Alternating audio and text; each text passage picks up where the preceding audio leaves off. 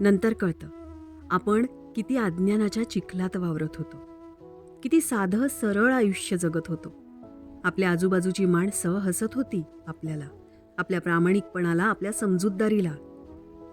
नंतर कळतं इथे मनाने जवळ असणारे कमी, बुद्धीने दूर लोटणारेच खूप होते. आधाराचे खांदे देणारे खरं तर आपल्या खांद्याचा भार होणार होते. नंतर कळतं कोणाच्या ओंजळीत किती द्यायला हवं होतं, स्वतःच्या ओंजळीत किती जपून ठेवायला हवं होतं. कारण हाताची मूठ जितकी घट्ट करू तितका वेळ आधीच निसटून गेलेला असतो.